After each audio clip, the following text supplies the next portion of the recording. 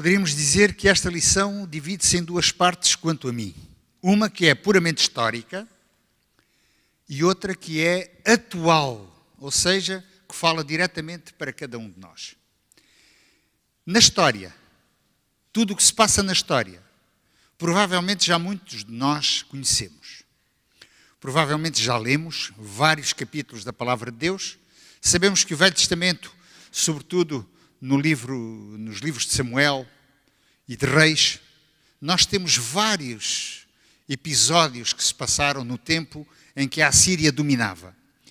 Essa Assíria tinha um poderio físico, psicológico, uma pressão imensa sobre todos os povos que eles conquistavam. Mas havia sempre aquilo que nós poderíamos dizer a espinha na carne. E este era Judá.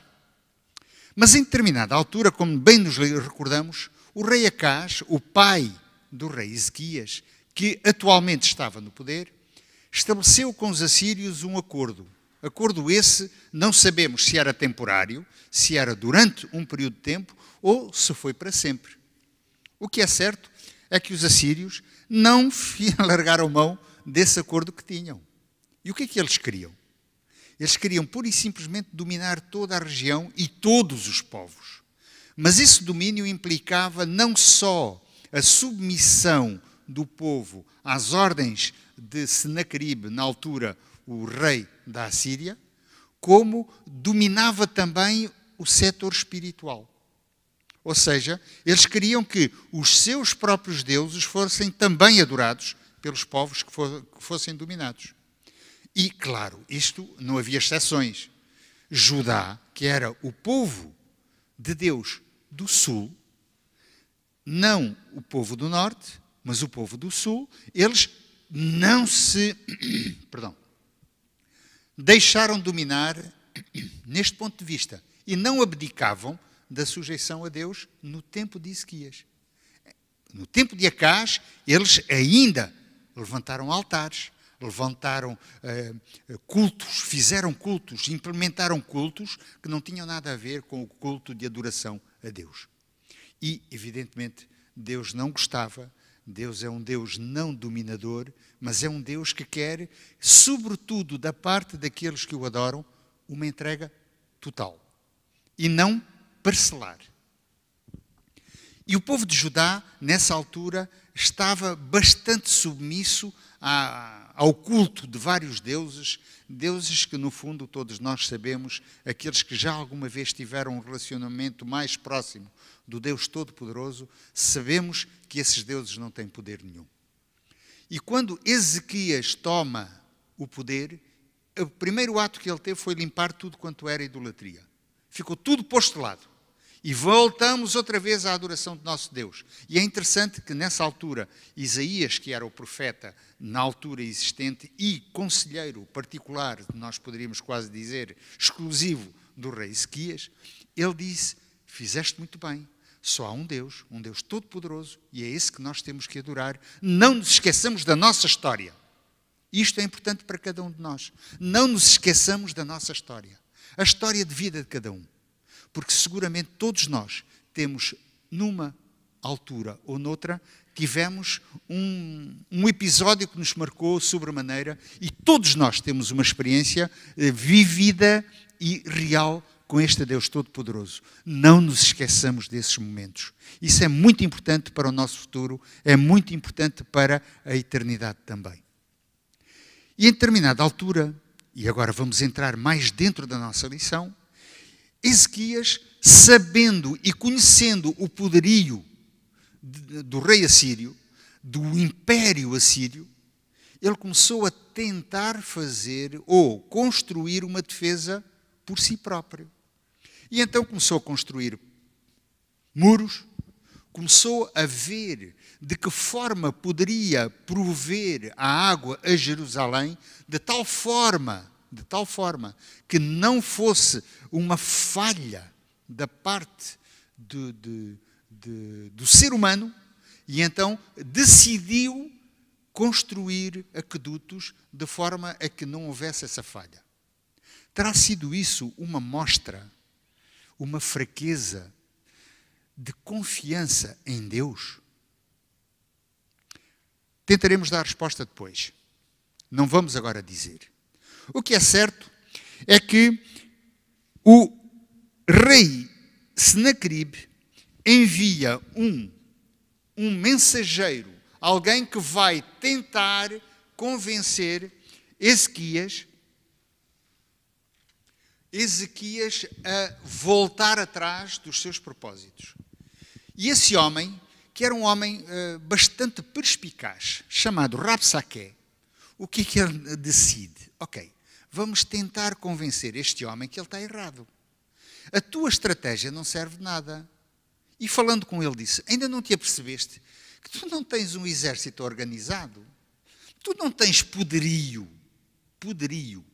militar, de forma a te defenderes de nós. Com um sopro, desfazemos-te. Qual é a tua dúvida? Porquê é que estás a construir isso? Estás a perder tempo. Olha, cumpre o compromisso que o teu pai teve para connosco. Não te esqueças. Não te esqueças daquilo que tu tens como compromisso connosco. Império Assírio. Claro que eu não estou a usar os termos que ele disse, não é? No entanto, o rei Ezequias não respondeu. Isto é mais uma lição para nós. Por vezes nós não devemos responder àquilo que outros nos querem dirigir em determinadas direções. E o que é que fez o rei Ezequias? Ele vai ter com Isaías e pergunta, o que é que eu devo fazer? O que é que o Senhor diz que eu devo fazer? E reparem que nesse momento eu imagino que Ezequias deveria estar com uma angústia muito grande. Ele realmente via um grande exército que rodeava Jerusalém. Jerusalém estava cercada, não havia hipótese de fuga alguma e mais, o rei Ezequias tinha centralizado tudo em Jerusalém, tinha transferido tudo quanto era sistema de adoração, centralizou tudo na cidade de Jerusalém, que era a capital do reino de Judá. Várias cidades, cerca de 40 cidades à volta, foram conquistadas de uma forma muito simples, muito fácil, provavelmente sem grande destruição, porque não havia resistência e, neste momento, o único foco de resistência era exatamente a cidade de Jerusalém. E era nesta cidade que se centralizava não só a parte, digamos, económica, política do país, mas também toda a atividade espiritual deste país. Os outros simplesmente sabiam o que é que se passava nas outras cidades, o que se passava na cidade de Jerusalém. Aparentemente pode ter sido um erro estratégico. Se hoje nós pensamos que em certas batalhas, quanto mais disperso estiver o exército, mais difícil será de dominar, aqui aparentemente Ezequias parece que cometeu um erro. Mas foi por indicação de Deus que ele tomou esta decisão. E isso, mais tarde, nós veremos como Deus o salvou. Mas imaginamos, eu pelo menos consigo imaginar a aflição não só do povo, mas deste pobre homem, ainda jovem, Ezequias, que deveria dizer, o que é que eu fiz, o que é que será do meu povo? O que será de todos nós? Com um rei tão poderoso como Senaqueribe, o que será de nós? E Rabsaqué, sabendo que este jovem rei poderia estar em grande conflito interior, ele não era de todo um indivíduo que não tinha alguma formação e algum conhecimento, ele ia tocando na ferida, naquele ponto fraco e naquela situação de angústia que este rei tinha na altura. Então, o rei Ezequias foi ter com Isaías. E é interessante o que vem, esta conversa que tem o rei Ezequias com o profeta Isaías e que vem descrito no capítulo 36. No entanto, o profeta Isaías disse, o Senhor continua a ser o Senhor do universo. O Senhor continua a ser todo-poderoso. Nada muda a essência do que é Deus. E Deus é o mesmo ontem, é o mesmo hoje e será o mesmo no futuro. Deus não muda o seu caráter, não muda a sua posição, simplesmente porque o homem tenta persuadir a que Deus não faça a sua parte. Imagino que Ezequias terá ficado bastante mais seguro, bastante mais, os franceses dizem rassuré, o que quer dizer? Mais confiante, não só no que Deus poderia fazer, mas também confiante que com esta ligação com Deus, seguramente ele teria um desfecho completamente diferente daquele que tinha sentido até agora. No entanto, a angústia continua sempre presente. Nós somos seres humanos e Ezequias também era. E como nós muitas vezes dizemos que confiamos em Deus em determinadas alturas, nós estamos muito temerosos. Imagino-me a mim próprio numa situação como esta. Como teria reagido? Como seria se eventualmente eu fosse um líder desta grandeza, Deus permita que nunca o seja, para não ter que tomar essas decisões, porque imagino que este rei Ezequias deveria ter passado muitas noites sem dormir. Provavelmente muitas noites em oração. Muitas noites e dias suplicando a Deus, faz aquilo que sabes. E, sobretudo, aquilo que tu já provaste que podes fazer. Em determinada altura, e nós lemos este texto no capítulo 37. Antes de entrarmos aqui, agora recorda-me algo muito importante. Em determinada altura, este Rabsaqué começa a dizer meias verdades. Esqueci-me deste pequeno detalhe, na altura. E diz, sim senhor, o vosso Deus é capaz de, mas... Estão a ver a dúvida que se instala? E está comprovado que uma meia verdade é uma mentira completa. Ou seja, ou é verdade, ou não é verdade. Ponto final. Não há um meio termo.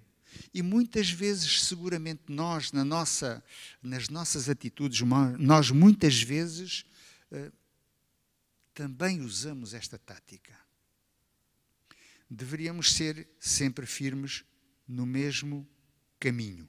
Deveríamos, digo eu. Mas muitas vezes, tantas coisas nos distraem daquilo que é o objetivo principal. Falaremos isto um bocadinho mais adiante, de uma outra forma. No entanto, tudo isto levou a que este rei Ezequias estava completamente desesperado.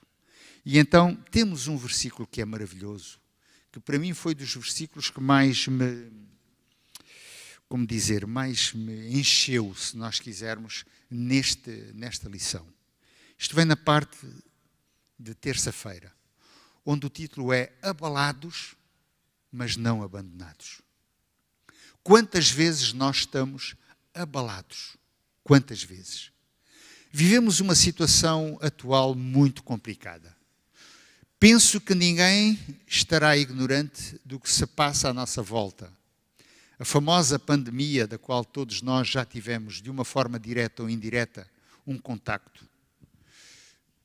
Entre nós, no nosso grupo da Igreja de Setúbal, temos vários irmãos que foram atingidos por esta doença. Vários. Não pensemos que são um ou dois. Muitos deles tiveram a sua vida em perigo. Como é que se sentiriam estas nossas irmãs ou irmãos numa situação destas?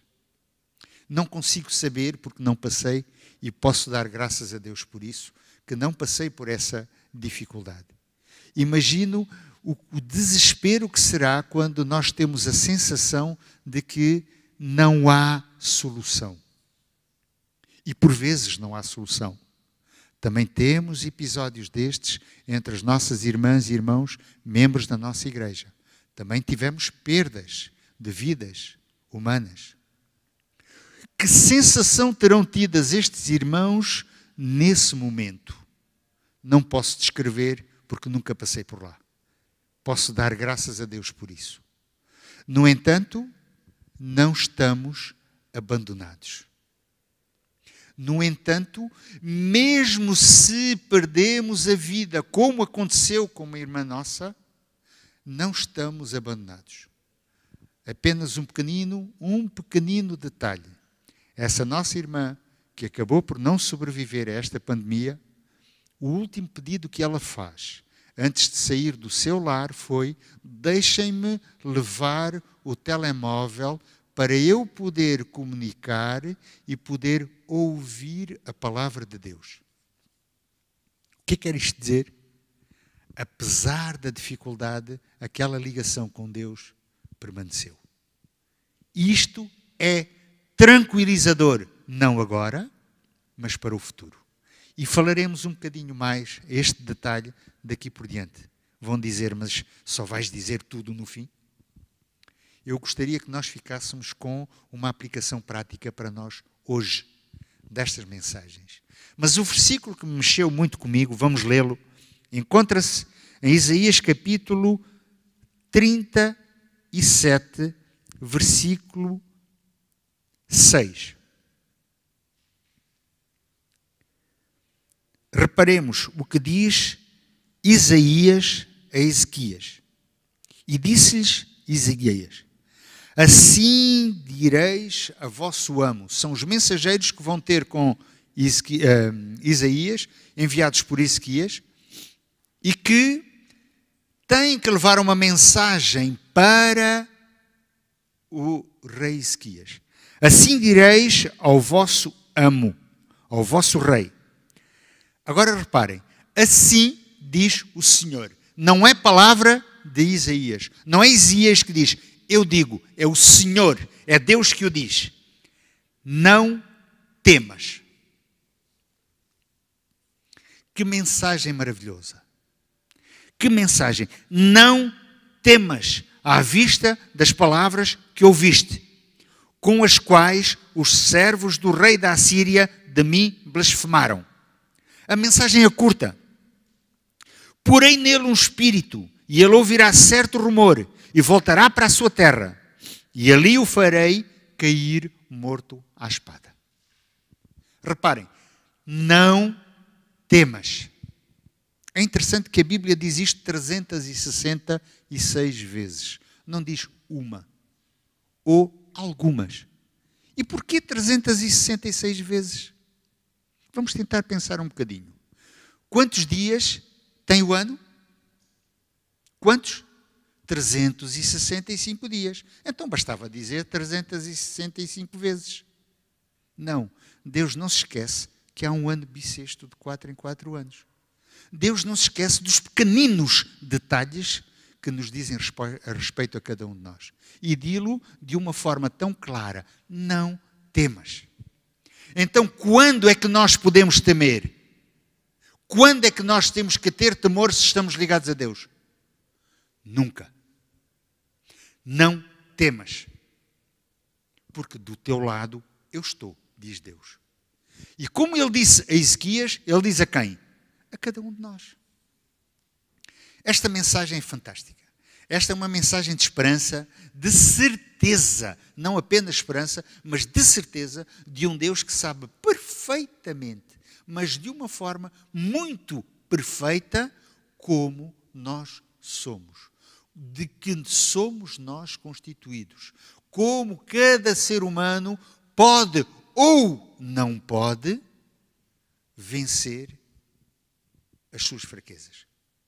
E este interesse e esta mensagem é para quem? Para cada um de nós. Esta mensagem é para si, minha irmã, meu irmão, e é também para mim. Não é só para o tempo de Ezequias. Não é uma mensagem apenas de esperança para o povo de Judá, que nessa altura passava uma situação extremamente difícil. E nós vemos que no meio disto tudo, o que é que acontece? Há uma manifestação de Deus extraordinária. E o rei, é interessante, o rei Senaqueribe, através de Rabsaqué, ele mostra o seu caráter, o seu traço de caráter principal, ele era muito arrogante, ele era muito orgulhoso. E ele dizia, eu posso, eu quero, portanto, eu faço. Ponto final. Quantas vezes não tomamos nós uma atitude semelhante também? Muitas vezes em pequeninas coisas. Esquecendo-nos sempre de que não sou eu que posso, não sou eu que quero, não sou eu que faço, mas Deus pode fazer, querer e executar em cada um de nós. De que lado é que está então a escolha? De que lado é que está a opção? É do nosso lado, do lado do ser humano, de nós todos que somos tão dependentes, carentes deste amor de Deus. Deus quer e lança um apelo a cada um de nós que possamos tomar a mesma atitude que nessa altura tomou Ezequias. E Ezequias tranquilizou. O seu coração ficou mais tranquilo. Qual foi o resultado disto tudo? Deus diz de uma forma clara, este exército vai ser todo destruído. E quem o destrói não são vocês, sou eu. Quantos eram? A lição diz-nos de uma forma clara. Imaginemos quase a população da cidade de Setúbal. Eu nem sei ao certo quantos são. Eu sei que o distrito tem cerca de 300 a 400 mil habitantes. Mas, enfim, quase metade desta população desaparecer num só dia, com uma só ação, até nem foi de dia, foi de noite. Morreram 185 mil pessoas. Será que foi o exército fraquinho, não equipado, de Judá, quem venceu este exército tão poderoso, com tantas armas, com tanto treino, com tanto empenho para conquistar Jerusalém? Será que foi esse exército que conseguiu destruir um exército tão poderoso? Vemos aqui de uma forma muito clara que Deus intervém quando deve intervir. Não temas. É esta a mensagem para mim. Não temas, porque eu estou do teu lado. Que maravilha. Imagino como Ezequias terá ficado satisfeito, como Ezequias terá pensado, mas que Deus é este. Ele livrou-nos do Egito, atravessámos um mar vermelho completamente aberto pela mão e o poder de Deus. O exército egípcio tão poderoso nada pôde e morreu dentro desse mar que se abriu. Atravessámos um deserto de uma forma espetacular, de uma forma que ninguém imaginaria, onde nunca faltou nem o pão, nem a água, faltou apenas a boa resposta da parte de cada um do ser humano. Só isso é que faltou, porque Deus não falhou. Quem falha é sempre o lado mais fraco, que somos nós. Atenção, porque nós muitas vezes podemos tomar a mesma atitude que tomou Senaqueribe. Podemos ser orgulhosos, podemos ser arrogantes, não só uns para com os outros, mas também para com Deus. Muitas vezes não deixamos que Deus faça em nós a transformação que cada um de nós precisa. Não deixamos que Deus molde o nosso caráter. Importante cada um de nós tomar a atitude certa no momento certo. Mas isto não fica por aqui. Para que este milagre fosse visto e praticamente em tudo quanto era seres humanos existentes na altura, houve um recuo do sol de 10 graus. Quem pode fazer isto? Digam-me, quem tem poder para isso, senão aquele que cria e recria? Apenas Deus pode fazer. 10 graus são sensivelmente, não chega bem a 1 hora. Ou seja, o sol parou durante 1 hora. Eu, pessoalmente, sou amante de dois episódios diários que existem todos os dias, que é o nascer do sol e o pôr do sol. Penso que muitos já saberão disso. Ainda ontem estava a ver o nascer do sol a partir da varanda da minha casa. e comecei a admirar a forma, o sol a nascer, mas aquilo é segundo a segundo que se vê uma mudança. A imagem é diferente quase de segundo a segundo. É extraordinário como o sol se levanta de uma forma regular, constante, da mesma forma como se põe de forma regular e constante atrás das montanhas, detrás do mar. Não para. Agora imaginem se eu estivesse a olhar para ali e de repente, mas isto não está a mexer. O que é que se passa? Então, mas o Sol agora já não segue o seu ciclo normal, o seu círculo normal, aquele círculo que eu estou habituado a ver. Eu que gosto de estar mais atento a isso, provavelmente isso iria mexer um bocadinho comigo. Mas como é que é possível? Quem é que fez parar o Sol? Será que a rotação da Terra parou? Porque o Sol não mexe, sabemos nós, não é? É a Terra que roda. A roda, o girar da Terra parou. Imagino que Ezequias terá pensado, realmente, isto não pode ser obra humana, só pode ser obra de Deus. Mais uma mostra que Deus quer dizer, não temas. Eu estou contigo, não temas. Deus é extraordinário quando Ele nos apela tantas vezes. No entanto, a atitude de Ezequias não foi bem esta. Vamos tentar ver um bocadinho o final da história dele. Ele não permaneceu com a mesma fé. Deus prolonga a sua vida, ou antes, ele é atingido por um mal, não é descrito que mal é.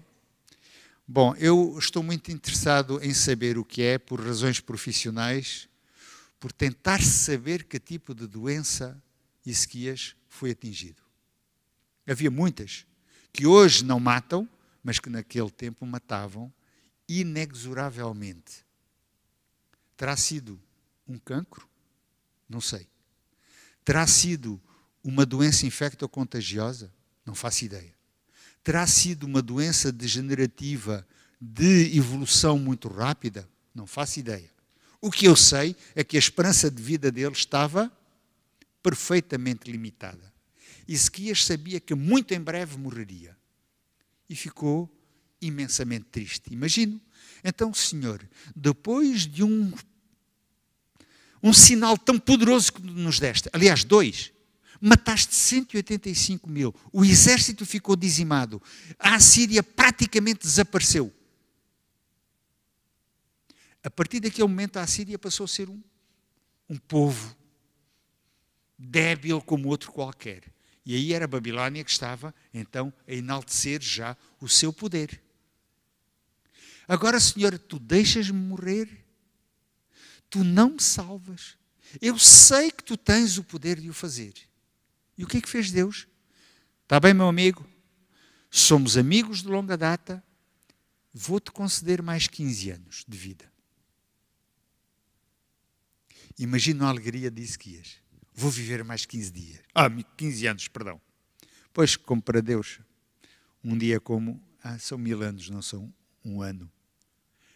15 anos mais de esperança de vida para Ezequias. Agora, como utilizar este tempo supérfluo que Deus nos dá?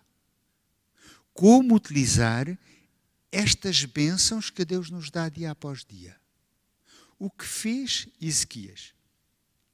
O rei de Babilónia, que era bastante astuto, ele decidiu enviar uns emissários para conversar com Ezequias. Provavelmente a história da destruição daquele exército chegou até Babilónia. E disseram, puxa, aquele rei Ezequias tem um poder que não tem os outros. Deixa cá ver como é aquele reino. Eles estavam a subir em termos, digamos, gerais, estavam a ser agora a nova superpotência mundial. Portanto, vamos ver aqueles que estão à nossa volta, de que forma podemos nós também dominá-los. O rei Ezequias, quando recebe os representantes de Babilónia, terá pensado, isto é a imaginação minha, olha, é uma boa oportunidade que eu tenho para mostrar como nós somos. enquanto povo. E então leva estes emissários a ver tudo. Viram tudo. Ele não escondeu nem fortuna pessoal, nem o poderio e todo o ritual do santuário. Seria muito bom se fosse mostrado porque que havia esse ritual e não a forma, nem o local, nem o que havia nesse local, mas explicar de uma forma mais evidente a natureza espiritual daquela adoração que era feita naquele templo. E o que é que vê? Vêm esses emissários. Olha, eles dinheiro têm muito. Eles poderio económico têm muito. Mas Ezequias ainda fez mais. Pegou nisso tudo e deu. Olha, levem. Uma forma, até certo ponto, de comprar um pouco a segurança do ser humano. Mais uma vez, Ezequias esqueceu-se do versículo 6 de Isaías 37. Não temas. Eu continuo a teu lado, diz Deus. E quantas vezes nos diz Deus a mesma coisa a cada um de nós? Não temas. Quantas vezes Deus nos dá esta segurança no dia a dia? Todos nós estamos sujeitos a cada instante de ter qualquer coisa que pode quebrar o nosso relacionamento com Deus.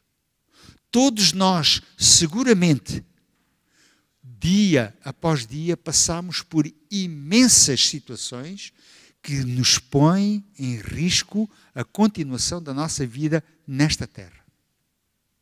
Quem anda, quem se desloca, um acidente pode acontecer de um momento para o outro. Nós estamos sempre submissos. Nós estamos sempre dependentes de objetos que não são do nosso domínio. Podemos a todo instante ser sujeitos à consequência de cada um daqueles soldados do exército assírio, ou o que aconteceu depois com Ezequias também, que acabou morrendo, porque simplesmente deixou de confiar em Deus. A partir do momento em que nós largamos a mão de Deus, ficamos dependentes de quem? Apenas de nós. Estamos numa situação, e eu gostaria de aplicar agora esta parte a cada um de nós, hoje em dia. Estamos numa situação difícil. Estamos numa situação muito complicada. E não é a primeira vez que nós ouvimos de todos aqueles que são sujeitos ou que ficam doentes com esta doença, com esta pandemia que agora graça neste mundo. Quantas pessoas dessas dizem, mas eu nunca aligeirei os conselhos, nem nunca deixei de tomar em conta todos os conselhos práticos que me dão. A máscara, o uso da máscara, o distanciamento, aquilo que se chama a higiene, o que se chama também, agora falha-me o nome, a etiqueta respiratória, perdão, era este o termo que eu queria dizer, não é? Quando tossimos para o cotovelo e não para quem está à nossa frente, usar a máscara de uma forma correta, em frente à nossa cara, tapando o nariz e a boca, e tudo isto eu pratico e, no entanto, estou sujeito à doença também. Mas como, Senhor? Como? Isto pode nos levar ao desespero. Como? Como pode acontecer que nesta fase eu perco o meu emprego, o meu trabalho? E agora eu vou viver de quê, Senhor? A instabilidade ao nível da família. O confinamento leva a novos conflitos entre os casais. A angústia, a ansiedade que tem levado à morte tantas pessoas. É impressionante a quantidade de pessoas que dizem que já não tenho a mínima alegria de viver. E este tipo de doença parece-me que está a subir muito mais do que nós pensamos e do que nós temos consciência. não estamos numa situação muito diferente do que estava o povo de Judá naquele tempo. Não pensemos que o inimigo na altura do povo de Judá é o outro, e não é o mesmo inimigo de cada um de nós, seres humanos. É o mesmo. A estratégia é a mesma. Destruir um elo de ligação com o nosso Criador. Apenas afastar-nos e largarmos a mão do nosso Criador. Quem é esse Criador? Jesus Cristo. Aquele que nasceu de uma forma completamente não natural, aquele que foi reconhecido de uma forma também não natural. Como é que é possível, através de uma estrela, seres humanos tão distantes reconhecerem que aquilo é o sinal de que o Criador veio à Terra resgatar cada um de nós? Isso é de uma forma extraordinária. Como é que eles perceberam que aquela estrela se deslocava numa determinada direção? É porque estavam atentos. É porque sabiam e tinham conhecido a história de Ezequias, provavelmente. Se Deus é capaz de fazer parar a terra, Ele é capaz de tudo. Quem é o Criador? É Deus. É Jesus Cristo. Meus irmãos, não temas. Para mim, é o grande apelo desta lição. Não temas.